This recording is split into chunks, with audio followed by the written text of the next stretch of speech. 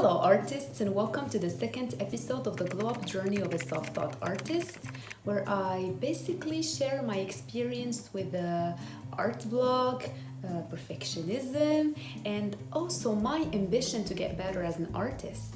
If you haven't watched the first episode yet, I will put the link of it in the description box down below so you can check it later. And for today's episode, I am going to face my biggest fear, which is the fear of oil paint. So keep on watching. But before we get into the painting, it's always a pleasure to get lost in an art supply store. So I guess I'm taking you with me today. Let's go. This is one of my favorite stores, Søstrene Green.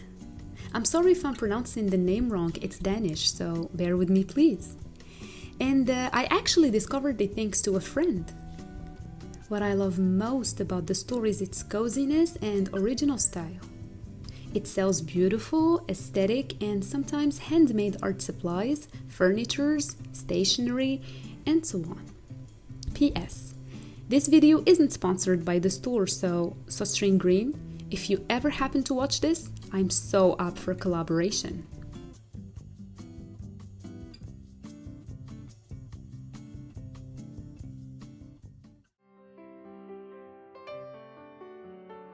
Now it's time to get back to work.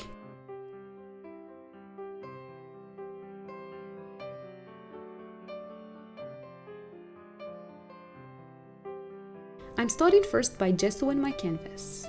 I'll put 2 or 3 layers maybe and wait for each one to dry. It's important to gesso the canvas before applying paint.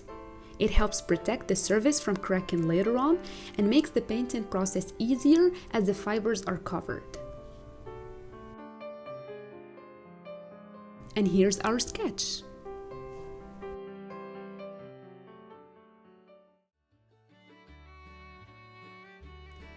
After going through a chaotic phase where drawing was more of a burden than a joyful activity, I finally get the courage to take things in hand and start a new chapter. I have what I call a paint phobia. You know, the kind of strong fear that amazes you yet paralyzes you. I've been trying over and over to make the perfect painting, but always ended up self-sabotaging, procrastinating, and giving up. But see, what I came to understand, better late than never, is that there is no such thing as a perfect painting.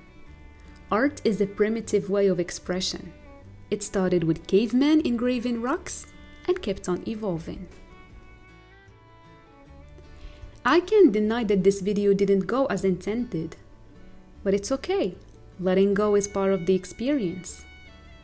I planned first on filming the whole painting process, but honestly, it was hard for me to focus on both the camera and the artwork.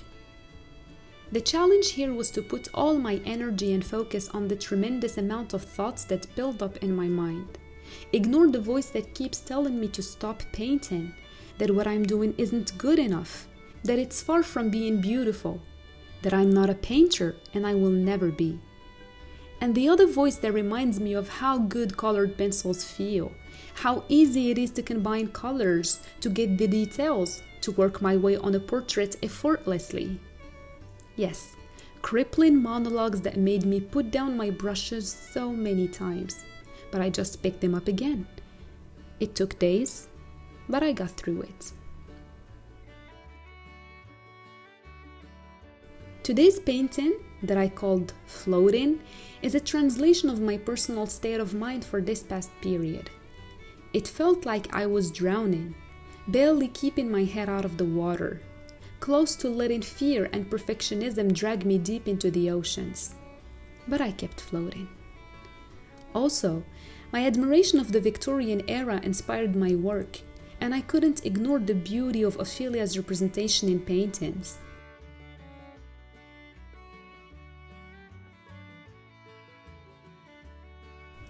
However, in my own version of Shakespeare's story, Ophelia doesn't die, she fights. She faces her emotions and madness and uses what overwhelms her to move forward. She's a survivor.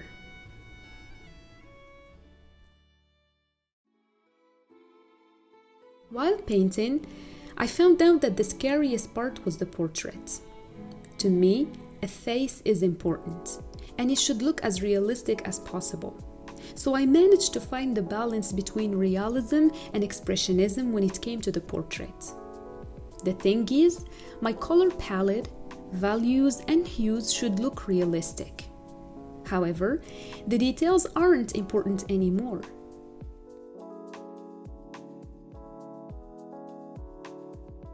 And the relieving part was the background.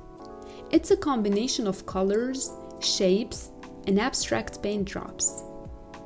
I added some gold fishes, representing the necessity of being surrounded by bright, amazing, and golden people when things get rough.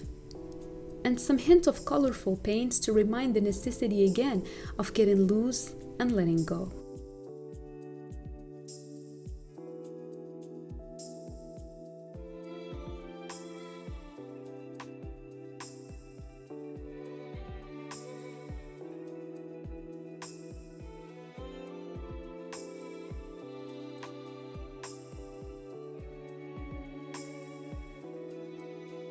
And this is the final result. Thank you so much for watching today's video. I really hope you learned something from it. It helped you somehow. Maybe you were able to relate, or simply you enjoyed it. Thank you so much again, and see you in the next episode.